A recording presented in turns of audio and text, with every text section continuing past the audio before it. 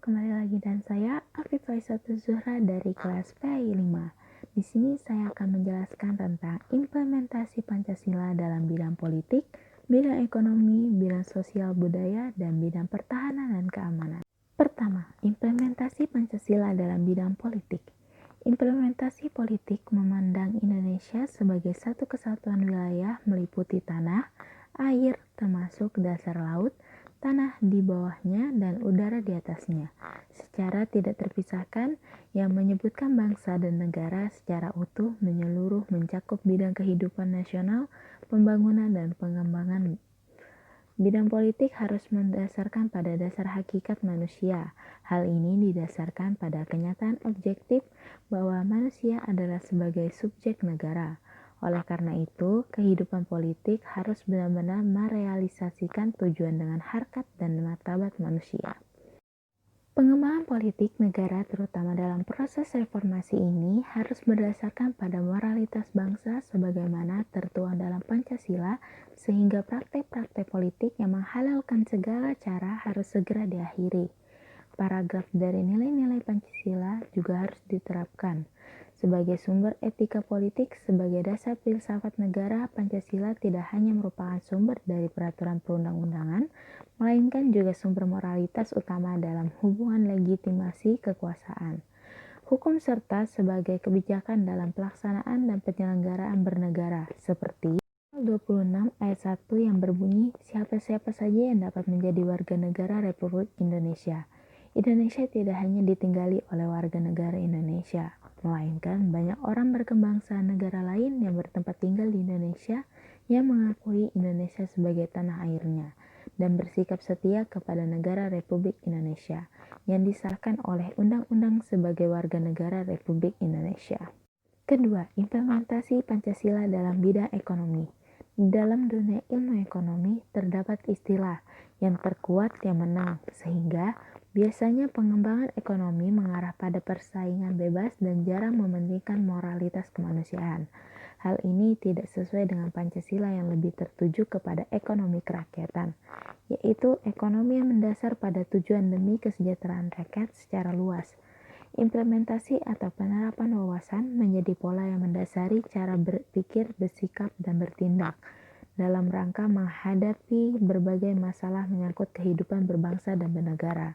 Implementasi wawasan berdasarkan pada gambar dengan rakyat dan wilayah tanah air secara utuh dan menyeluruh.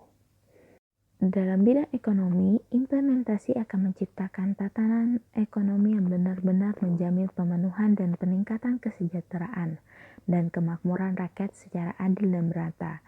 Di samping itu, dapat mencerminkan tanggung jawab pengelolaan sumber daya alam yang memperhatikan kebutuhan masyarakat antara daerah secara timbal balik, serta kelestarian sumber daya alam itu sendiri. Sistem ekonomi Indonesia mendasarkan atas kekeluargaan seluruh bangsa ekonomi seperti ini, yang dinamakan dengan ekonomi Pancasila, seperti pasal 27 ayat 2. Tiap-tiap warga negara berhak atas pekerjaan dan penghidupan yang layak bagi kemanusiaan, memancarkan asas keadilan sosial dan kerakyatan yang merupakan hak atas penghidupan. Ketiga, implementasi Pancasila dalam bidang sosial budaya. Pengaruh budaya luar terhadap budaya Indonesia.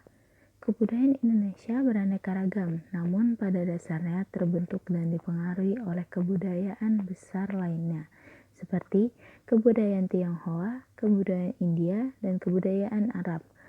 Kebudayaan India masuk dari penyebaran agama Hindu dan Buddha di Nusantara jauh sebelum Indonesia terbentuk.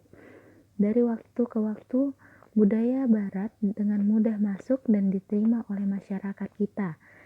Tidak peduli budaya itu merusak atau tidak, namun masyarakat kita lebih suka menghadapi budaya-budaya luar itu daripada melestarikan budaya tanah airnya sendiri.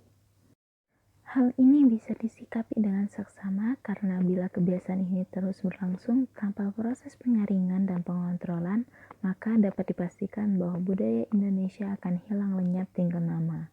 Oleh karena itu, dalam pengembangan sosial budaya pada masa reformasi ini harus mengangkat nilai-nilai Pancasila itu sendiri dalam prinsip etika Pancasila pada hakikatnya bersifat manusiawi.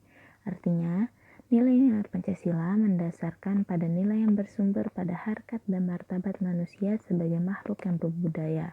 Seperti pada pasal 29 ayat 1, negara berdasar ketuhanan yang Maha Esa, menegaskan kepercayaan bangsa Indonesia terhadap Tuhan yang Maha Esa. Ayat kedua, negara menjamin kemerdekaan tiap-tiap penduduk untuk memeluk agamanya masing-masing dan beribadah menurut agama dan kepercayaannya, menyatakan atas HAM kemerdekaan beragama. Keempat, implementasi Pancasila dalam bidang pertahanan dan keamanan. Implementasi Pancasila dalam pembuatan kebijakan negara dalam bidang pertahanan dan keamanan dituangkan dalam pasal 27 ayat 3 dan pasal 30. Pasal tersebut merupakan penjabaran dari pokok pikiran persatuan yang merupakan pancaran dari sila pertama Pancasila.